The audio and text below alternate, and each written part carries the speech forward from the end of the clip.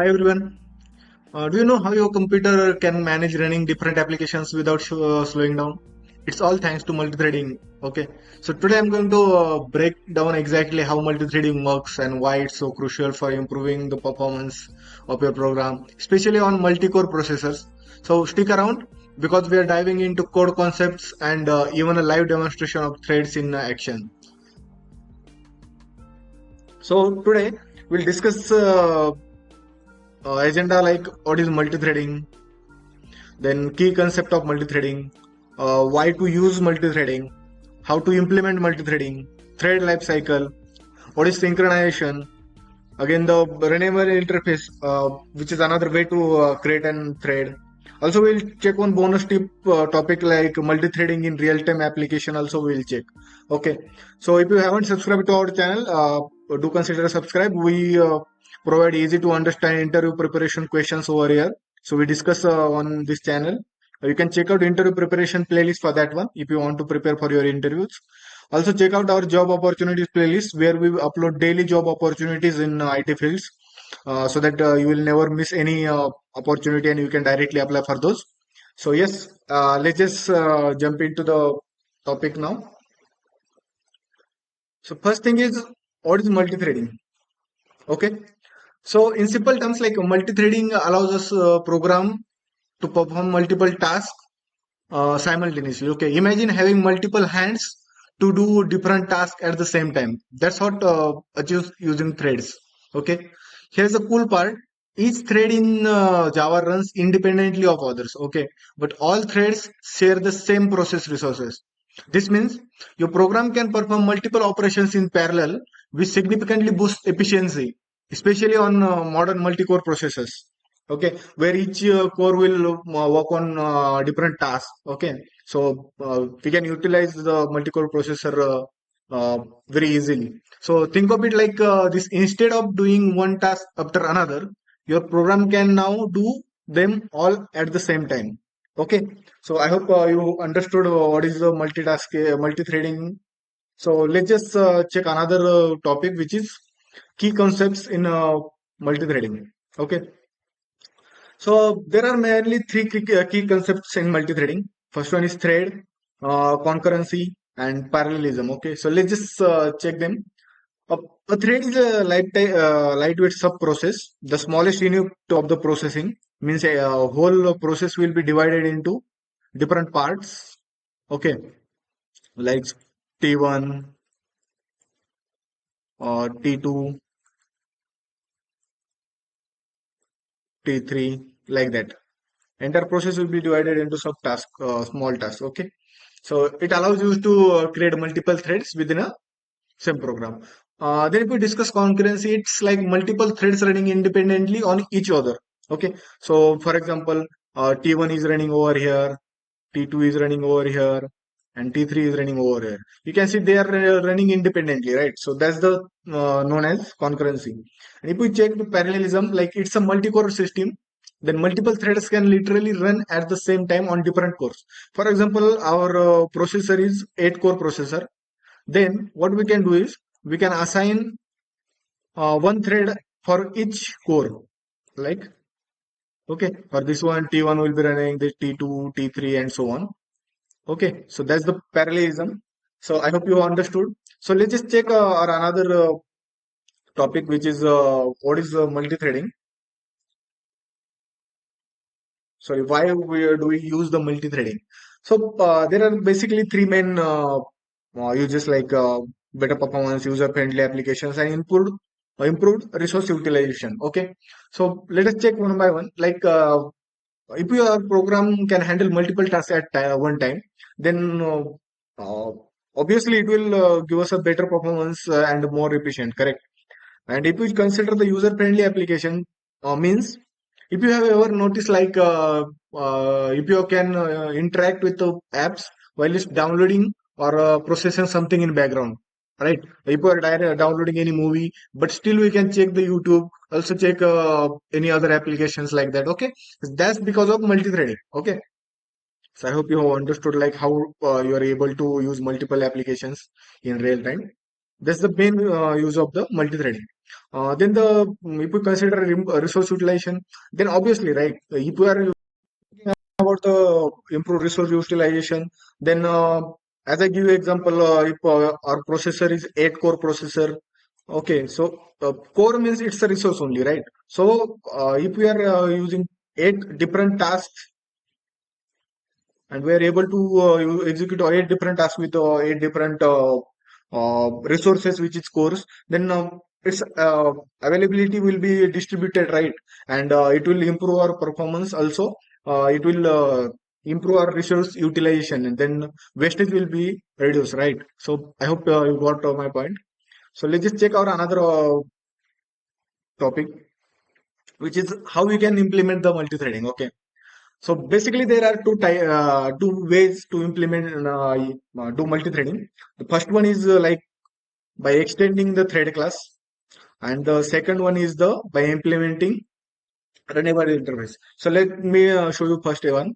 Okay, if we check this one here, what we are doing, we are extending the thread. Okay, then we are using run method, which is obviously we are overriding the run method present in the thread class. Okay, so don't get confused over here. I'm running a for loop, and here what I'm doing, I'm creating 2 threads, and I'm starting both of them over here. Okay, so let me quickly show you one coding example about it. Okay, so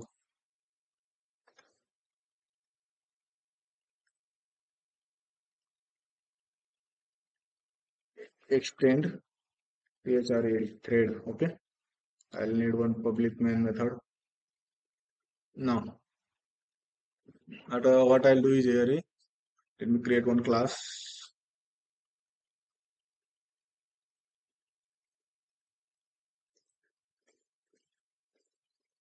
Class my thread extends thread. Okay, now let me uh, override the public method run.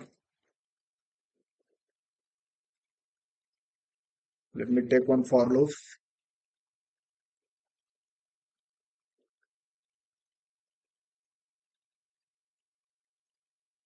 Equals to 0, then I is less than 5. I will run it till I is less than 5. Let me make I plus plus. Okay, so I'm running it now. Let me take one sys out. What I'll do is thread dot current thread dot get id plus is running. Okay, so what I'm doing over here is I'm picking a current thread, and I'm getting the ID of that thread, and I'm just displaying it. Okay, so that's it. Let me try to create my thread class object. My thread t1 equals to new my thread semicolon. Let me try to copy it.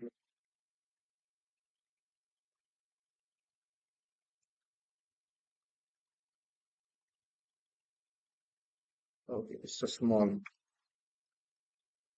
Now let me copy. Okay, so we will use start method to start the thread. Now t2 dot start. Let me make it as a t2. Okay, here we go.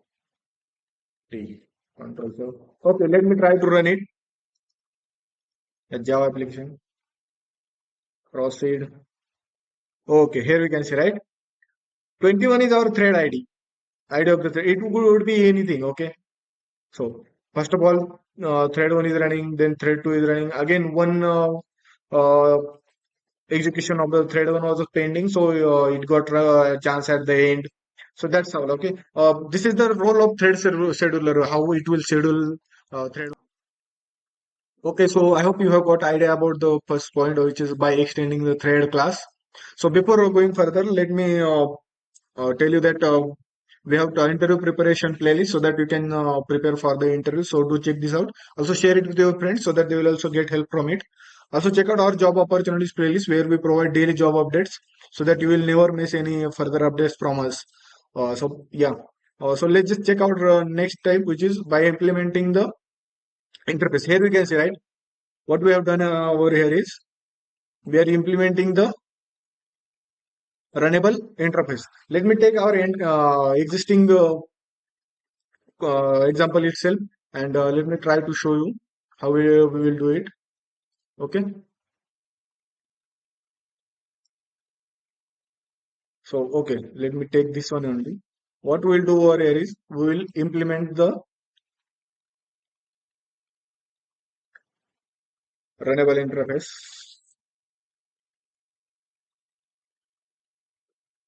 Okay, now let me keep it as same only. We have to make change over here, like my thread. What we will do it is it will take day one, and now what we have to create here is we have to pass.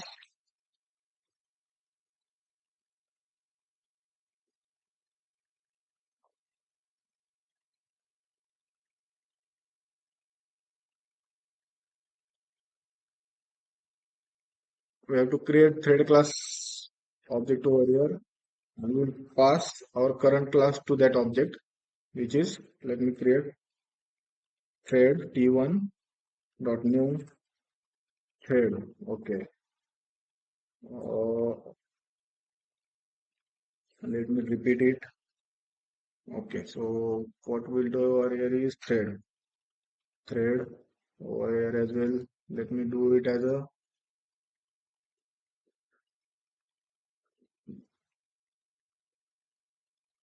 okay, we have to pass the constructor of the my thread. Okay, that's it. Let me try to run and show you. Now proceed. Here you can see, right? Yeah, first of all, 22 got chance, then 21, then 22, 21. So it totally depends on the thread scheduler. Don't think much about it. So it depends on how the system to system and how the thread scheduler is implemented in Java. So it depends on that. Okay, in further upcoming videos, we will discuss it. Let me know in comments if you want me to make more detailed video on this one. Okay, so I hope you have got idea about this thing. Okay, so let us check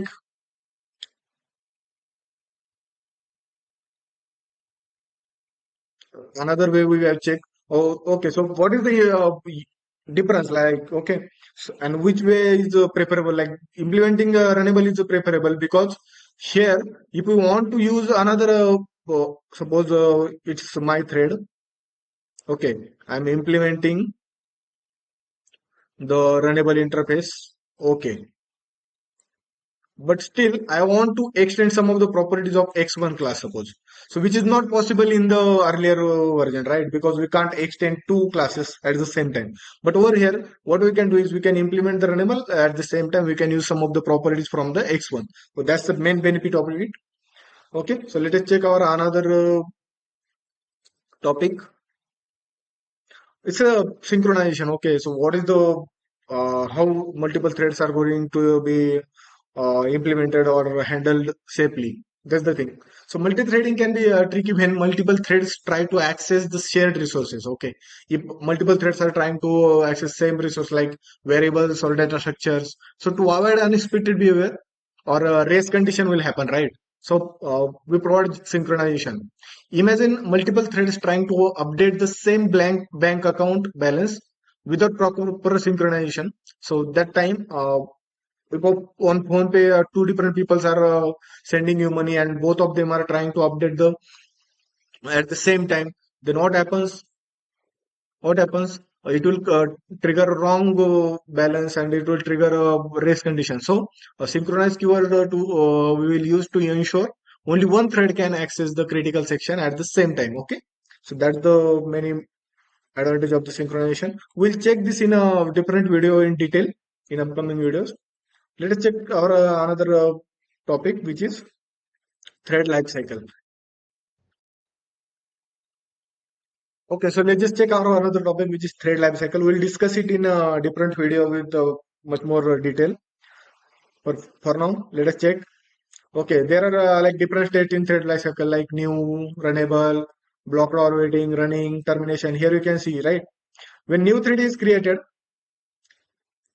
will use start method as I show you in example, right?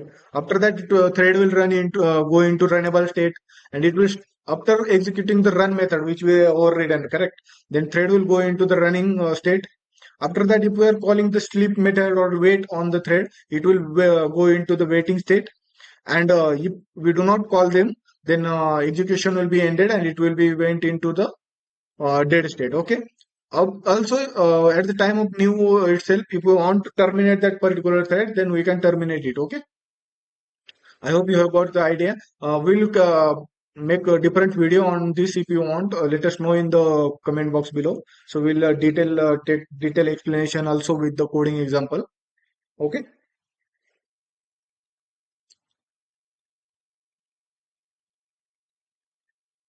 Okay, so there is one more bonus topic I want to discuss, which is multi-threading in a real-world application.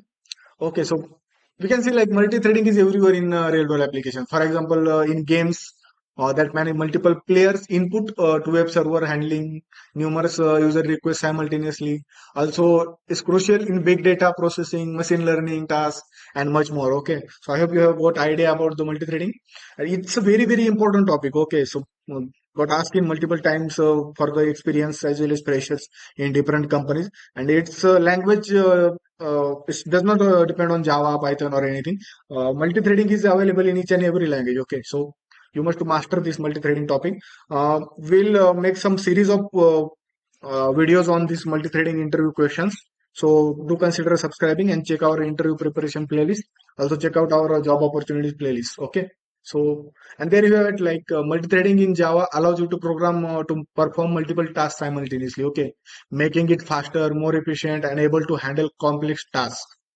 Whether you're developing real-time applications, handling user interfaces, or building server-side logic, mastering multi-threading is a must. If you found this video helpful, make sure to smash that like button, subscribe for more tutorials, and let us know in comment like on which topic you want us to make the video. So thanks for watching and happy coding.